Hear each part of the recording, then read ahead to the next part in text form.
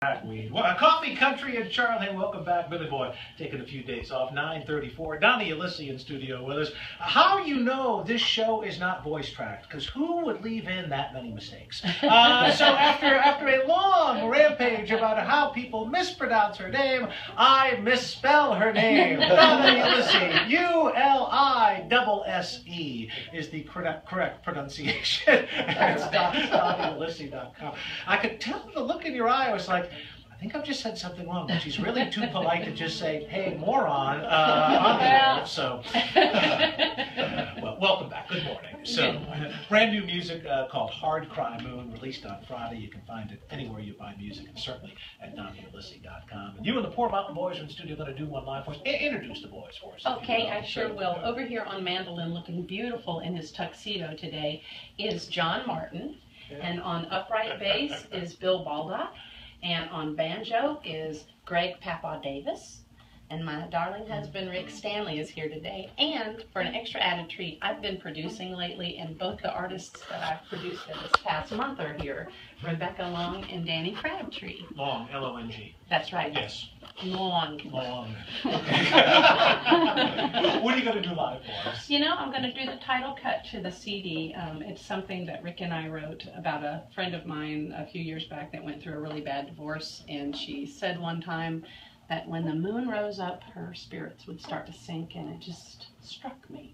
So, voila, a song. 1, 2, 3.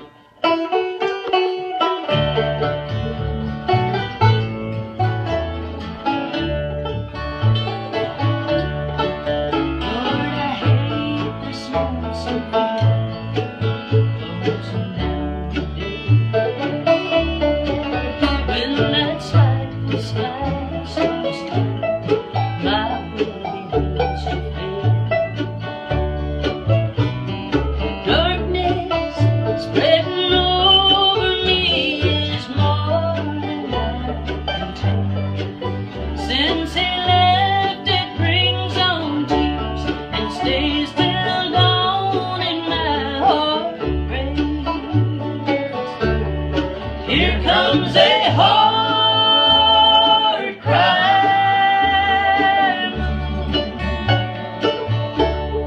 another long lost night I'll have to get through. That Sept sings way too soon and leaves me alone on a hard cry moon.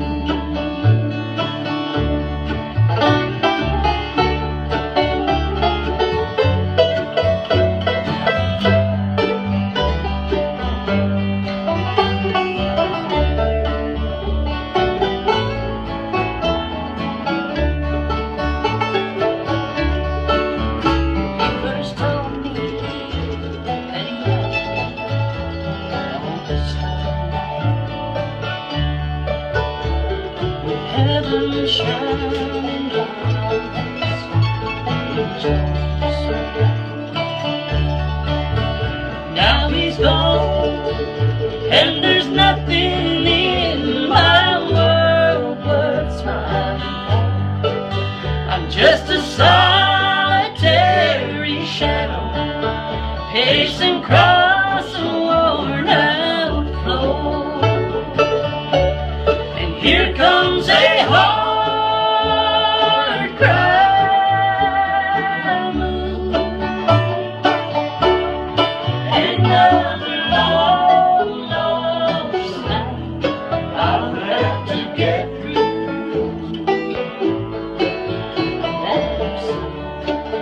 That Saints way too soon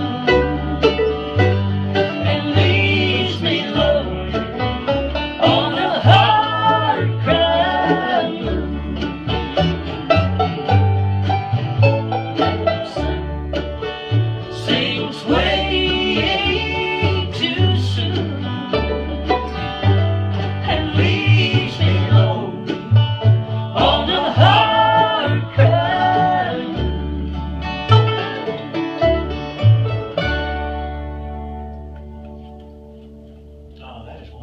What a sweet song, inspired by probably not the best of times sometimes, but sometimes not the best of times inspires. Yeah, make a good great songs, song. I'll tell you. Yeah, oh goodness. That's Donna Ulisse and the Poor Mountain Boys. You can find the studio. That was live in studio, but you can find it on the record, Hard Cry Moon. That is the title track. DonnaUlisse.com for a lot more on that. The Songwriter in Me. We've talked about your songwriting, but you kind of let folks in on the process of that a little bit. You are an author as well as a writer. Yeah. Isn't that weird? I didn't even mean to write a book. What I was doing was preparing for a workshop, and I decided I was going to do a handout, and one night turned into like a half a year. I started writing it, and I thought, well, Lord, it cost me a fortune to put this together to hand out. So I decided to just keep on with what I was doing, and it became a book. And it's pretty much the nuts and bolts of songwriting, and it's kind of mixed in with some of the stories of how I grew up and how I see where songwriting took a hold at a very early age, how it happened for me, where I get the inspiration and where you can get the inspiration. And so then I upped my game, and I talked to my husband Rick, and I talked to my banjo player Papa, Greg Davis, and we decided to form a company called SongwritingEscape.com if you want to check it out, and we take it on the road where we teach songwriting and workshops. You can take a little mandolin workshop, some bass, some guitar and vocals, and songwriting. So if you're interested in any of that, look us up and join us somewhere across the country. First time you started writing, were you writing as a song, or was it a poem that somehow you figured, hey, well, music to this would work out pretty good too? A little bit of a mix. I had a crazy girlfriend, Becky Granger. We just had a ball. We were two peas in a pod, and we used to write little scripts and act them out, and we would create the storylines. And they, when I looked back on them, I ran across a couple when I was working on my book, and they were actually pretty good for 8-year-old girls. And I decided that I saw the writer in me start there, and I did write poems. And then my daddy bought me a great old big pink upright piano and parked it in my mother's den, which I'm sure she was horrified. And I started figuring out tunes to go with the lyrics that I was writing, and I started really early. Well, you can find out more about that at DonnaUlisse.com. The Songwriter in Me, Snapshots of My Creative Process, available now as a digital book as well. So if you are a Kindle or a Nook person, we have got the book for you, just $8.99. Again, you can just click on the link there on the website. The new record is called Hard Cry Moon, and they are off to Raleigh, North Carolina, where Donna's again nominated this year for IBMA Songwriter of the Year. The award show is this Thursday night. The one you didn't write, by the way, folks are going to love it when they pick up the record, is an old Johnny Horton classic, huh? Yeah, I put it on the record to honor my husband. When he was, I love to tell this story just because, I've got a mic and I do damage. Yes. But he was a young fella, and he was just a huge Johnny Horton fan, and I think he was just a little guy in elementary school, and his mother was driving him to work to school. Yeah, that's right. He worked as a 5-year-old, but he was going to school. And the child labor law is much more liberal than the country, I that's think. Right. But he was on his way to school, and they had the radio on, and it was announced that Johnny had died in that accident, and little Ricky started crying, and he cried so hard his mama let him stay home from school. So I like to tell my audiences that I put this one on the record for the crybaby. It's a great version of Whispering Pines when you pick up the new record. But Papa's Garden is one you wanted to feature this morning. That's right. Yeah. This is about my Italian grandfather. I dedicated this record to my grandfathers. I had an American grandfather. So one weekend I would eat chicken and dumplings, and then the next week I would eat spaghetti and meatballs, because I have a whole Italian side of my family, and I called that grandfather Papa.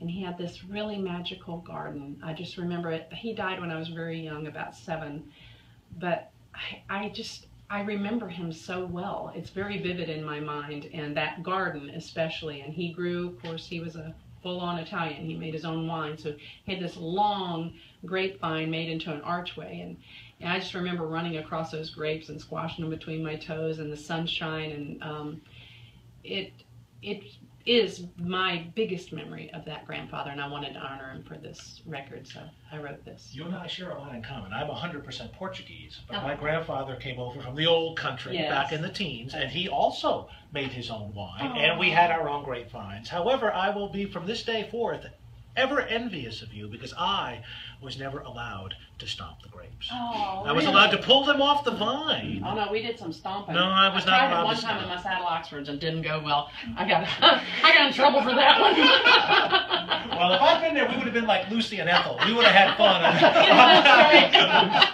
right. This is brand new from Donna Ulisse. It's called Papa's Garden.